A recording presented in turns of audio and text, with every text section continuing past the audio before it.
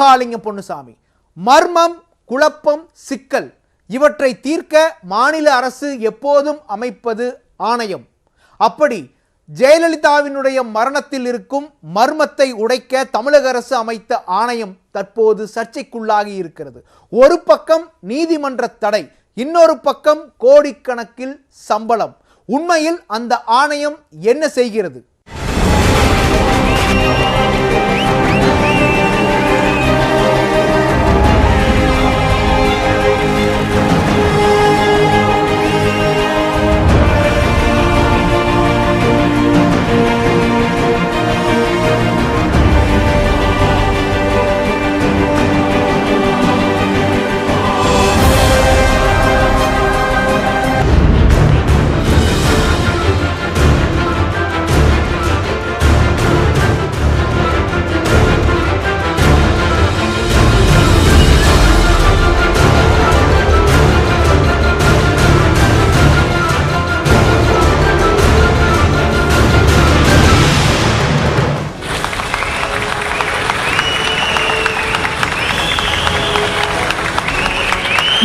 ஜெயலலிதா என்னும் நான் சட்டப்படி அமைக்கப்பட்டு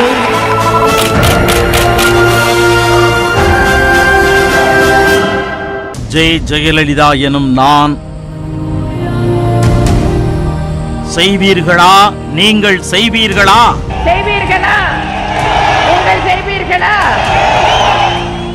இந்த வார்த்தைகளை அதிமுக தொண்டர்கள் மட்டுமல்ல, தமிழக மக்கள் யாரும் மறந்திருக்க முடியாது.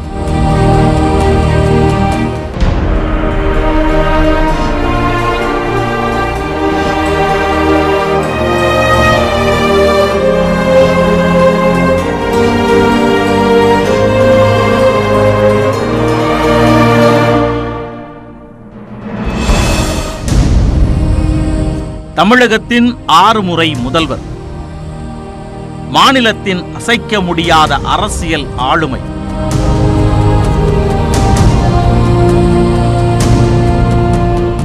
தொண்டர்களால் தாயாக பார்க்கப்பட்ட கட்சி தலைமை, உங்களால் நான், உங்களுக்காகவே நான், எனக்கு எல்லாமே நீங்கள்தான், உங்களுக்காகவே அர்ப்பணிக்கப்பட்டதுதான் என்னுடைய தவ வாழ்வு. இப்படி உச்சத்தில் இருந்ததாலோ என்னவோ இவரது மரணமும் சர்ச்சையானது.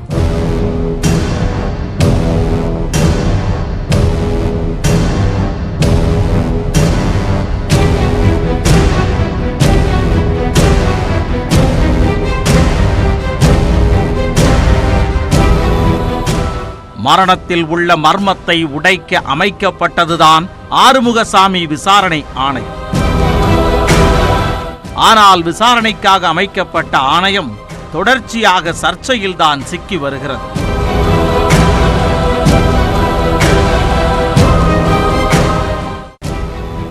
இரண்டு வருடங்களுக்கு மேல் செயல்படாமல் உள்ள ஆணையம் செலவிட்ட தொகை 3 கோடி ரூபாய். எதற்காக அமைக்கப்பட்டது இந்த விசாரணை ஆணையம்? தற்போது எழுந்துள்ள செலவு தொடர்பான சர்ச்சையின் பின்னணி என்ன?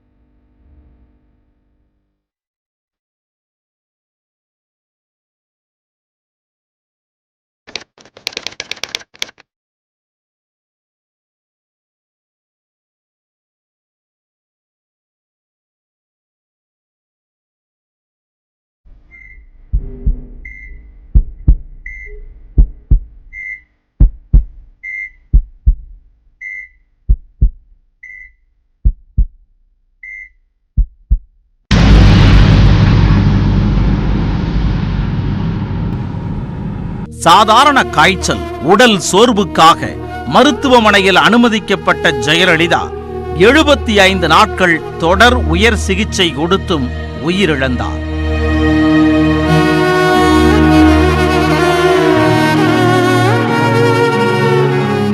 ஜெயலலிதா சிகிச்சையில் இருந்த நாட்களில் சில வெளிப்படைத்தன்மை இல்லாத அறிக்கைகளும் பேட்டிகளும் அவர் மரணம் தொடர்பான சந்தேகத்தை அதிகரித்துக் கொண்டே சென்றது.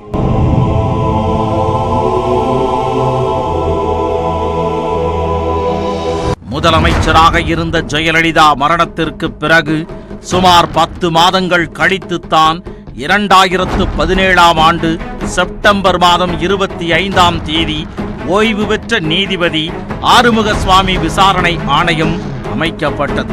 வெறும் அரசியல் ஆதாயத்திற்காக இந்த ஆணையம் அமைக்கப்பட்டதாகவே நான் கருதுகிறேன். செல்வி ஜெயலலிதா மருத்துவமனைக்கு செல்லும் பொழுது இந்த மாநிலத்தினுடைய முதலமைச்சராக செல்லுகிறார். அவர் மருத்துவமனையில் அனுமதிக்கப்பட்ட அடுத்த சில மணி நேரங்களிலேயே இந்த மாநிலத்தின் தலைமைச் செயலாளர், உள்துறை செயலாளர், நிதித்துறை செயலாளர், மக்கள் நல்வாழ்வுத்துறை செயலாளர் என்று உயர் அதிகாரிகள் அனைவருமே மருத்துவமனைக்கு சென்று விடுவார்கள். அன்றைய தினம் முதலமைச்சராக இருந்த மரியாதைக்குரிய OPS உள்ளிட்ட அமைச்சர் பெருமக்களும் மருத்துவமனைக்கு சென்று விடுகிறார்கள். அங்கே செல்வி ஜெயலலிதாவிற்கு எந்த விதமான சிகிச்சை அளிக்கப்படுகிறது, எந்த விதமான நோய் தாக்கத்திற்கு அவர் ஆளாகி இருக்கிறார் என்கிற விவரங்களை அங்குள்ள மருத்துவ நிபுணர்கள் இவர்களிடம் தெரிவித்திருக்கிறார்கள். ஆனாலும் இதை வெளியிலே சொல்லுவதற்கு தயக்கம். அப்பல்லோ மருத்துவர்கள், செவிலியர்கள், போயஸ் கார்டன் ஊழியர்கள், IAS IPS அதிகாரிகள் ஜெயலலிதா மரணம் தொடர்பாக சந்தேகம் எழுப்பியவர்கள் என 154 பேரின் வாக்குமூலங்களை இந்த ஆணையம் இதுவரை பதிவு செய்துள்ளது. 18 துறை சார்ந்த சிறப்பு மருத்துவர்கள், வெளிநாட்டு மருத்துவர்கள் உட்பட 13 வெளி மருத்துவர்கள், 6 எய்ம்ஸ் மருத்துவர்கள் என மொத்தமாக 55 மருத்துவர்கள் சிகிச்சை கொடுத்துள்ளனர். இதில் அனைவரிடமும் ஆணையம் விசாரணையை முடித்து வாக்குமூலத்தை பெற்றுள்ளது. ஆணையத்திடம் மருத்துவர்கள் கொடுத்த வாக்குமூலத்தின் அடிப்படையில் 2 ஆண்டுகளுக்கு முன்பே ஜெயலலிதா மரணத்தில் நடந்தது என்ன என்பது தொடர்பான ஆபரேஷன் JJ என்ற சிறப்பு செய்தி தொகுப்பை நியூஸ் 18 தமிழ்நாடு தொலைக்காட்சி ஒளிபரப்பியது. ஆணையம் அமைக்கப்பட்ட 3 மாதங்களில் ஜெயலலிதா மரணத்தில் உள்ள மர்மம் தொடர்பாக விசாரித்து அறிக்கை தாக்கல் செய்யப்படும் என்று அறிவிக்கப்பட்டது. மருத்துவர்களின் வாக்கு மூலம் முழுமையாக பெற்றும் இடைக்கால அறிக்கை கூட இதுவரை தாக்கல் செய்யவில்லை ஆறுமுகசுவாமி விசாரணை ஆணையம். இதற்கிடையே ஆணையத்தின் விசாரணை ஒரு சார்புடையதாக உள்ளது என்றும் ஆணையத்தில் முறையான மருத்துவ குழுவும் இடம்பெற்று விசாரித்தால்தான் தெளிவு கிடைக்கும் என்றும் அப்பல்லோ மருத்துவமனை நிர்வாகம் சார்பாக நீதிமன்றத்தில் முறையிடப்பட்டது. இதைத் தொடர்ந்து உச்ச நீதிமன்றம் வழங்கிய இடைக்கால தீர்ப்பின்படி ஆணையம் 2019ஆம் ஆண்டில் இருந்து செயல்படாமல் உள்ளது. இந்நிலையில்தான் முன்னாள் முதல்வர் ஜெயலலிதா மர்ம மரணம் தொடர்பாக விசாரிக்க அமைக்கப்பட்ட ஆணையத்தின் செயல்பாடுகள் வெளிப்படை தன்மை இல்லாமல் உள்ளது என்று புகார் எழுந்தது. ஜெயலலிதாவுடைய மரணத்தில் ஏற்பட்டுள்ள மர்மங்கள் விலகும் பட்சத்தில் ஒரு துரிதமான விசாரணை மேற்கொண்டு 3 மாதத்தில் ஒரு அறிக்கையை தாக்கல் பண்ணுற மாதிரி ஒரு அரசாணையை தமிழக அரசு வெளியிட்டு சுமார் 19 மாதங்களாக 2019 ஏப்ரல் 26ஆம் தேதி சென்னை அப்பல்லோ மருத்துவமனை உச்சநீதிமன்றத்தில் ஸ்டே வாங்குகிற கால இடைவெளி பார்த்திங்கன்னா 19 மாதங்கள் இருந்த போதும் இவங்க எந்தவித அறிக்கையும் தாக்கல் பண்ணலை. உச்சநீதிமன்றத்தில் அப்பல்லோ மருத்துவமனை மருத்துவ குழுவால் விசாரணைக்கப்படலன்னு சொல்லி என்ற ஒரு இடைக்கால உத்தரவை பெற்றதன் அடிப்படையில் தொடர்ச்சியாக ஆறுமுகசாமி விசாரணை ஆணையம் செயல்படாமல் எந்தவித இடைக்கால அறிக்கையும் தாக்கல் பண்ணாமல் இருப்பது வருத்தமாக இருந்துச்சு. மக்களிடம் தெளிவையும் உண்மையையும் கொண்டு செல்ல வேண்டிய விசாரணை ஆணையத்தின் மீது பல புகார்கள் தொடர்ந்து எழுந்து வந்தன.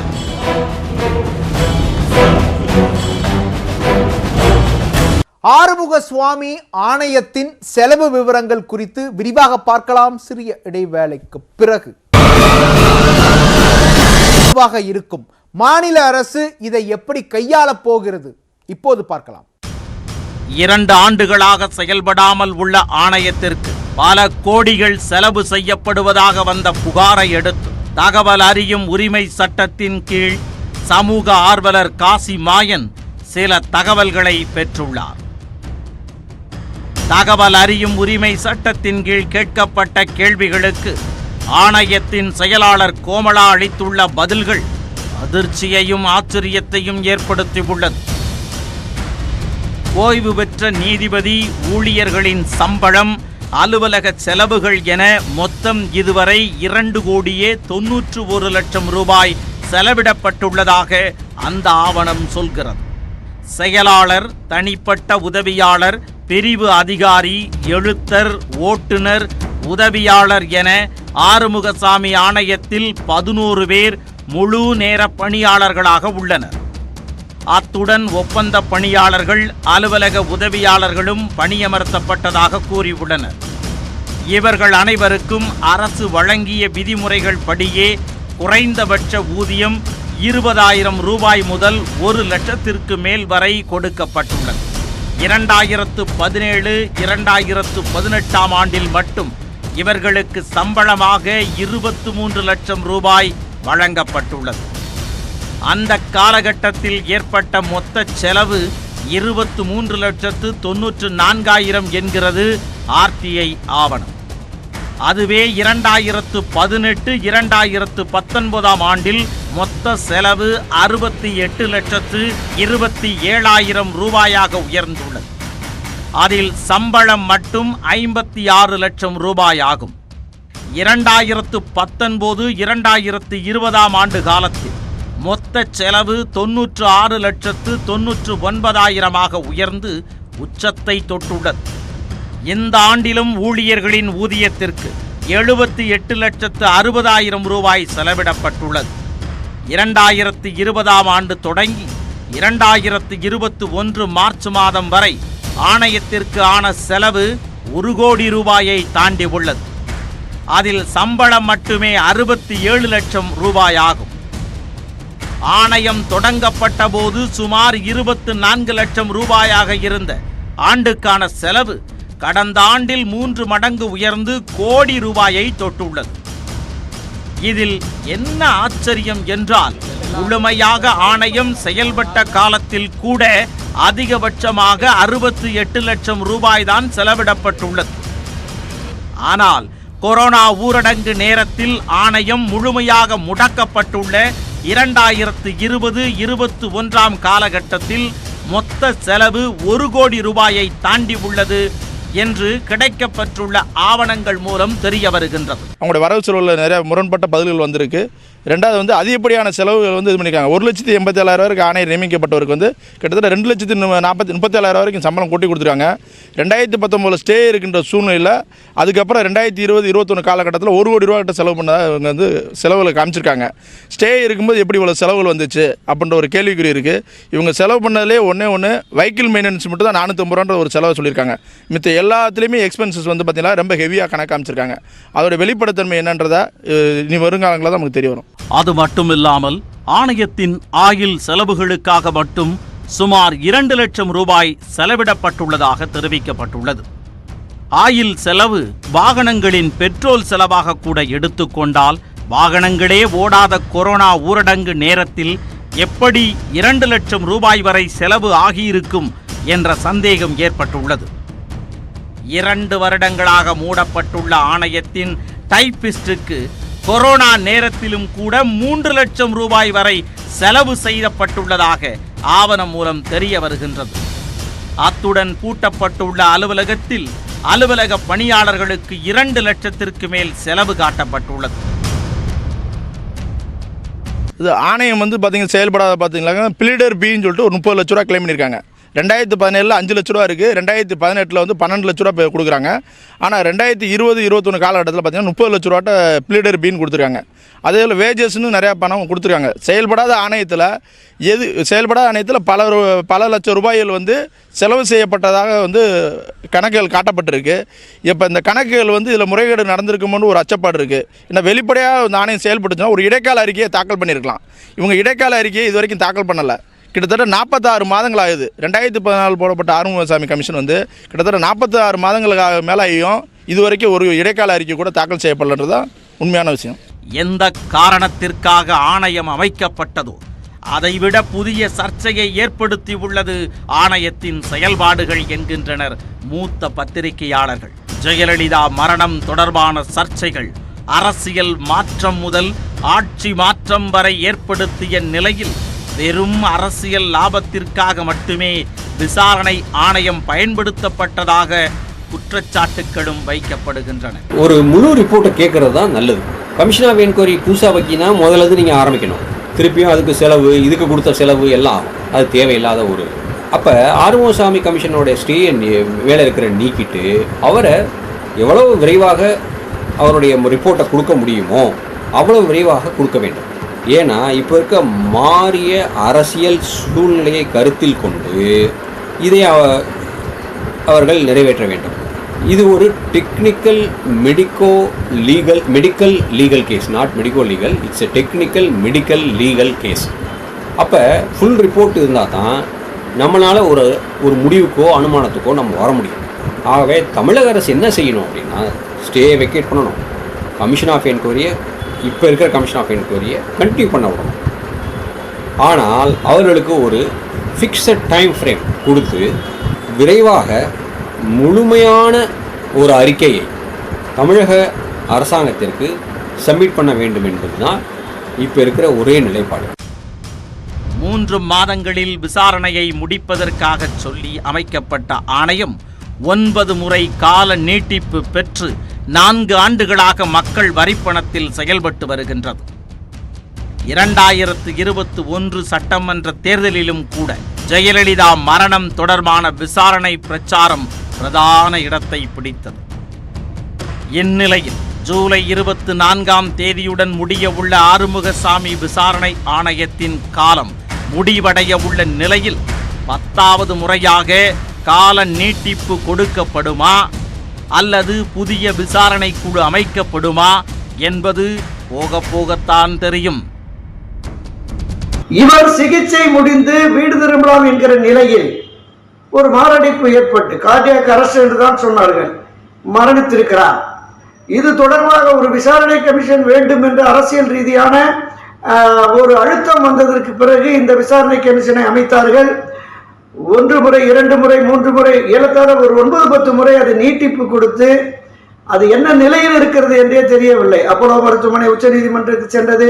விசாரணைக்காக சம்மன் அனுப்பிய பலரும் அங்கே ஆஜராகவில்லை. எனவே மிக விரைவில் இதை முடித்து இது நோயின் தாக்கம், அந்த நோயின் பாதிப்பினால் உருவான மாரடைப்பு என்பதான மரணம் என்றுதான் அந்த தீர்ப்பு வரும் என்று நான் கருதுகிறேன்.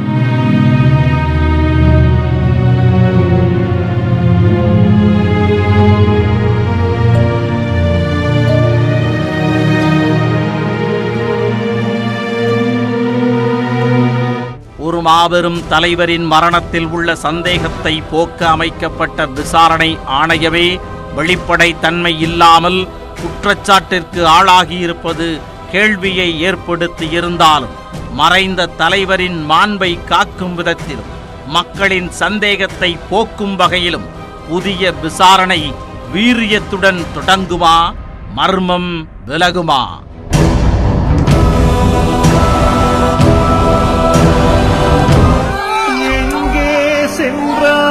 எங்கள் தாயே இதயம் எல்லாம் இன்று நீ எங்கே சென்றாய்? எங்கள் தாயே இதயம் எல்லாம் இன்று நீ சிங்கம் போலே அவையில் எழுந்து.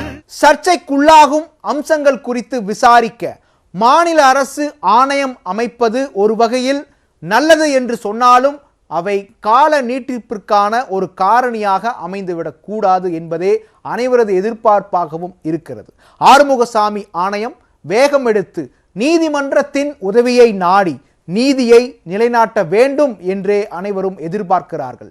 மீண்டும் உங்களை சந்திக்கிறேன். நன்றி, வணக்கம். தொழில்துறை நிறுவனங்கள்